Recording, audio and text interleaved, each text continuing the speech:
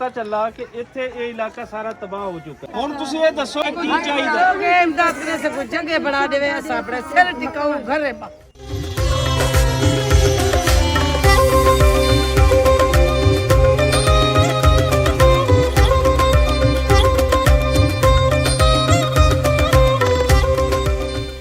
ਲੋਕਾਂ ਨੇ ਆਪਣੀ ਮਦਦ ਆਪ ਦੇ ਤਹਿਤ ਇਹ ਬੰਨ ਜਿਹੜਾ ਤੁਹਾਨੂੰ ਨਜ਼ਰ ਆ ਰਿਹਾ ਹੈ ਇਹ ਬੰਨਿਆ ਸੀ ਔਰ ਇਹਦੀ ਬਹੁਤ ਜ਼ਿਆਦਾ ਇੱਥੇ ਨਿਗਰਾਨੀ ਕੀਤੀ ਗਈ।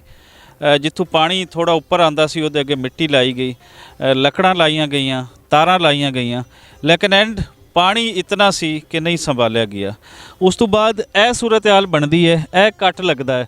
ਅਗਰ ਅਸੀਂ ਇੱਕ ਕੱਟ ਦੇਖੀਏ तो ये कोई 400-500 मीटर का वड्डा कट है और इत्थों जितना पानी भरिया होया सी, पानी इतना सी कि जिवें किसी डैम के शक्ल की होंदी, इस हद तक इत्थे पानी भर चुकिया सी। और ये जदों इत्थों यह बन टुटदा है तो पिछे दी आबादियां जिहड़ियां ने इसने तहस नहस करके रख दित्तियां।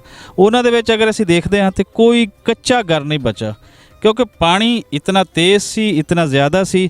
ਇਹ ਸਾਰੀ ਜਿਹੜੀ ਬਸਤੀ ਗਰੀਬਾਬਾਦ ਹੈ ਇਹਦੇ ਵਿੱਚ ਕੋਈ ਸਾਨੂੰ ਪੱਕੇ ਘਰ ਨਜ਼ਰ ਆ ਰਹੇ ਹਨ। ਇਹ ਦੱਸਦੇ ਹਨ ਕਿ 2000 ਕਰੀਬ ਇੱਥੇ ਘਰ ਸੀ, ਉਹਦੇ ਵਿੱਚੋਂ ਅਗਰ ਕੋਈ ਜਿਹੜੇ ਬਚੇ ਹਨ ਉਹ ਸਿਰਫ 40-50 ਘਰ 2000 ਦੇ ਵਿੱਚੋਂ ਉਹ ਬਚਾ ਹੈ ਔਰ ਕੋਈ ਪੱਕੇ ਘਰ ਬਚੇ ਨੇ ਔਰ ਪੱਕੇ ਘਰ ਵੀ ਜਿਹੜੇ ਕਹਿੰਦੇ ਨੇ ਕਿ ਇੱਥੋਂ ਦੀਆਂ ਬੁਨਿਆਦਾਂ ਜਿਹੜੀਆਂ ਹਨ ਉਹ ਤਬਾਹ ਹੋ ਚੁੱਕੀਆਂ ਹਨ। ਸੋ ਜਿਵੇਂ ਕਿ ਅਸੀਂ ਤੁਹਾਨੂੰ ਪਿੱਛੇ ਇੱਕ ਬਸਤੀ ਦਿਖਾਈ ਹੈ, ਇਸ ਏਰੀਏ ਦੇ ਵਿੱਚ ਬਹੁਤ ਜ਼ਿਆਦਾ ਜਿਹੜਾ ਫਲੱਡ ਤੋਂ ਅਫੈਕਟ ਹੋਇਆ ਹੋਇਆ ਏਰੀਆ ਹੈ ਉਹ ਇਹ ਹੈ। ਜਿਹੜਾ ਮੇਨ ਰੋਡਸ ਦੇ ਨਾਲ ਹੈ ਉੱਥੇ ਵੀ ਬਰਬਾਦੀ ਹੋਈ ਹੈ, ਲੇਕਿਨ ਉੱਥੇ ਤੱਕ ਸਾਰੇ ਲੋਕ ਪਹੁੰਚ ਰਹੇ ਹਨ, ਸਰਕਾਰ ਵੀ ਪਹੁੰਚ ਰਹੀ, ਮੀਡੀਆ ਵੀ ਪਹੁੰਚ ਰਹੀ ਹੈ, ਇਹਨਾਂ ਏਰੀਆਜ਼ ਦੇ ਵਿੱਚ ਨਹੀਂ ਪਹੁੰਚ ਰਹੇ। ਸੋ ਲੋੜ ਇਸ ਗੱਲ ਦੀ ਜਿਹੜੀ ਅਸੀਂ ਬਾਰ-ਬਾਰ ਪੰਜਾਬੀ ਪ੍ਰਚਾਰ ਦੀ ਟੀਮ ਤੁਹਾਨੂੰ ਕਹਿ ਰਹੀ ਹੈ ਕਿ ਇਹਨਾਂ ਏਰੀਆਜ਼ ਦੇ ਵਿੱਚ ਪਹੁੰਚੋ। 1 महीना गुजर चुका है, अजे तक इन एरियाज़ दे कोई नहीं आ पाया। बहुत सारे लोग ਜਿਹੜੇ तनकीद करते हैं वो एक ये आखते हैं कि अच्छा यार इन्होंने लोगों ने 4-5 दफ़ा राशन भी मिल गया होएगा, फलाना मिल गया होगा, इन्हों को जो तुम जाते हो तो वैसे ही कह देंगे कि साढ़े कोई नहीं आया। लेकिन इंतहाई मुहज़्ज़ब रीजनेबल लोग इत्थे आके अंदाज़ा होंदा है कि इन्हां दी की महरूमियां हैं। अपनी कमा के खाने वाले लोग, कोई पेशावर इन्हां दे गदागर सानू वो नज़र नहीं आते जिस तरह मेन रोड्स से लोग हैं। अणख इन्हां दी सलामत मौला रखे तो इस सिचुएशन दे विचों इन्हां नूं निकलण दी दुआ भी है, लेकिन नाल ये भी है कि साडा तुहाडा ये सब दा फर्ज बनता है कि तुसीं इत्थे डायरैक्ट आके देखो कि इन्हां दी अज की लोड़ां हैं।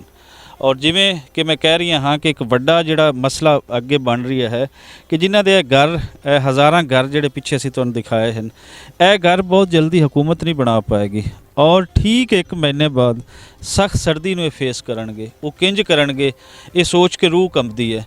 सो तुहानूं भी सोचना चाहिए है और एज ए ह्यूमन होण दे नाते ये साडा तुहाडा फर्ज है कि इन्हां लई असीं की कर सकते हैं। कुछ टैंपरेरी सलूशनस दिता जा सकता है, इन्हां दी रोज़ी रोटी का कुछ सोचा जा सकता है कि सब कुछ रुड़ गया है, कोई इन्हां कोल दाना पानी नहीं है, इन्हां दा अनाज जो गंदम सी जो चावल सी वो सब रुड़ गया है और इत्थे खाली बेचारे बैठे हैं, जानवर सारे रुड़ गए, ना फसलां बचियां ना कुछ बचिया। सो बड़ी तकलीफ दी सिचुएशन है और तुसी जिवें कि मीडिया साडा नैशनल मीडिया वो चीज़ां नूं बहुत पिछे सुट रही है, वो नवे इशूज़ डिस्कस कर रही है, अजे तो होया भी कुछ नहीं। सो मीडिया की भी ये ड्यूटी बनती है, नैशनल मीडिया की ड्यूटी है कि इस इशू नूं जदों तक रिहैबिलिटेशन का काम मुकम्मल नहीं हो जाता उस वेले तक इस नूं जिंदा रखे, क्योंकि अगर असीं इस नूं पिछे हटा दिता तो यह जितने लोग हैं ये सारिਆਂ ਦਾ कोई पुरसाने हाल नहीं होएगा।